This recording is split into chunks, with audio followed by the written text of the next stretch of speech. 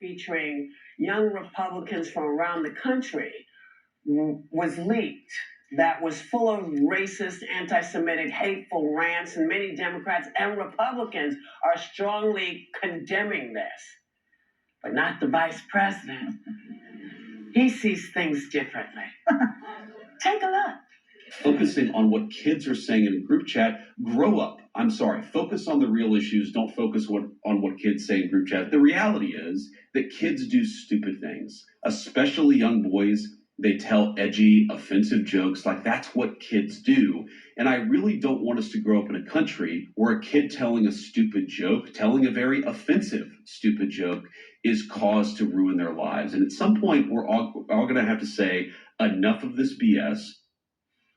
So, just so we're clear, some of the members in this chat are between the ages of 24 and 35. So they're not kids. They're my age, some of them. They're so these are adults. And I have to say, is this the way you want young Republicans represented in this country? No, and I want to speak to this because one of my first jobs out of college, I was the national spokesperson for the college Republican National Committee. So we were actually just on college campuses, over 2,000 chapters. I traveled all over. I knew all our campus chairs. I knew hundreds and hundreds of members. I'm friends with many of them to this day. I never heard or saw anything like this. But at that time, Mitt Romney was our North Star. That was the GOP nominee for president in 2012. Had we seen it, we would have fired them, denounced them, and moved on with our lives. And I think that speaks to two things. There is a dark underbelly in our politics that has allowed racism, it's allowed hate, it's allowed misogyny, and we've just kind of normalized it on the right. And there's not enough folks who are willing to just call it out for what it is.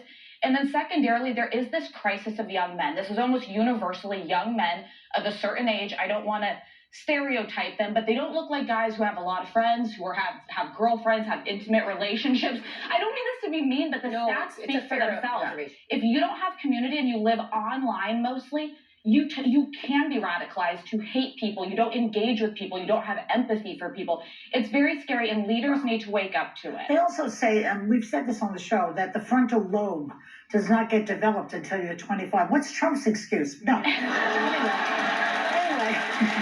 Anyway, the only thing I want to say about this topic is that the Republican Party needs to deal with this. And they need to find their better selves, find their better angels. The way I come from the Eisenhower era. I mean, that's how old I am. And Eisenhower was a decent Republican, a good Republican, and Ronald Reagan too. And why not go back, find those young people who espouse that type of behavior instead of this crap, as he calls it. Well, I hate to say it, but I'm not surprised that chat exists. I wasn't surprised that men, adults, ages 25 to 34, white men were speaking like that. They checked every white supremacist bigot box. They were anti-Semitic, they were misogynistic, they were homophobic, they were racist. They were stupid. And they were dumb. But my life, my lived experience as an Afro-Latina in this country helps me tell the uncomfortable truths about this country with real clarity. And that's why I wasn't surprised. And I think many people would like to deny that lived experience. I'll say it again, because I've said it on this show many times. Trump's rise, in part, was based in racism and white supremacy. And that is the truth. Remember, and those of us who said that, when I said that, and those of my friends that said that were accused of hyperbole and racism ourselves.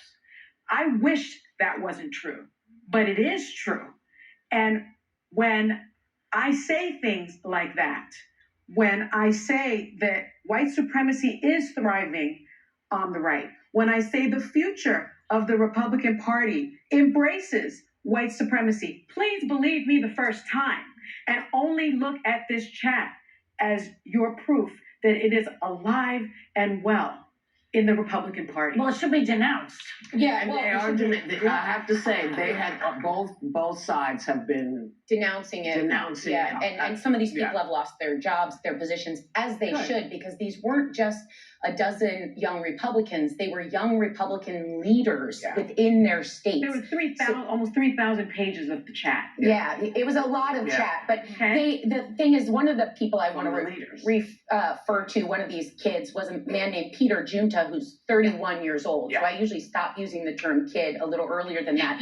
But Correct. he said at one point in the article that this was a long term character assassination. And I just want to tell that man, it's not an assassination of your character. You don't have any. Because when you read the words this man, he was one of the more verbal and vocal on this list. The depths to which they went were actually shocking to me. I read it, and my friend Derek was there, and he said, Sarah, you should have seen your face reading this article. It wasn't just one of these alone would have been enough to raise a full conversation here. There were over 251 of the most, I have never heard some of these things in my lifetime about every group under the sun. And one clarification, though, Sunny, on what you said about the right, there's some extreme problems with anti-Semitism on the left, which is a uniting force of that cause. But in this instance, I think it's dangerous that J.D. Vance would conflate sophomoric, immature behavior with pernicious, vile, unacceptable, unaccounted for. I got a note. They were not all guys. No, there were and we don't know if they were all white people. I just got a note. But can I mention, because what's come up in this conversation is this individual, Jay Jones, who's running for Attorney General in Virginia. He's about 36-year-old man running for Attorney General, who had some leaked text messages come out where he aspired to violence against Republicans. I don't know why it's hard for people, but I'm not this table. Well, I saw that. Let me just say this. Only Democrats denounced him, no Republicans. He's a Democrat. Yeah, that's my and point. the Democrats We shouldn't denounced him. Yeah. But that, if I can finish my point, denounce both. We don't need to equivocate. We don't need to say, well, he did this, so then Republicans. But here's both are terrible. Here's Both are equally awful. problem. Here's the bigger problem. If you can't admit that there is a problem at all, Yes. this is part of the reason why women and gay folks and folks of a different hue get so angry. Is because the vice president isn't denouncing this. That's the point. He is a man who is married to an Indian woman.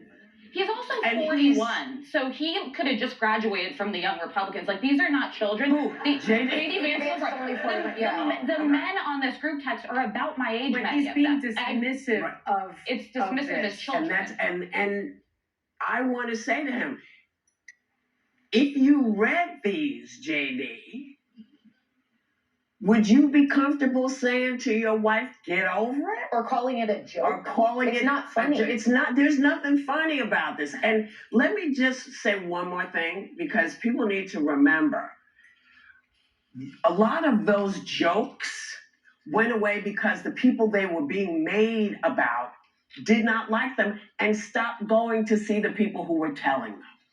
When you recognize that your audience is diminishing, you got to look at your material. And if your material is bad, it's telling you, go taller, do better.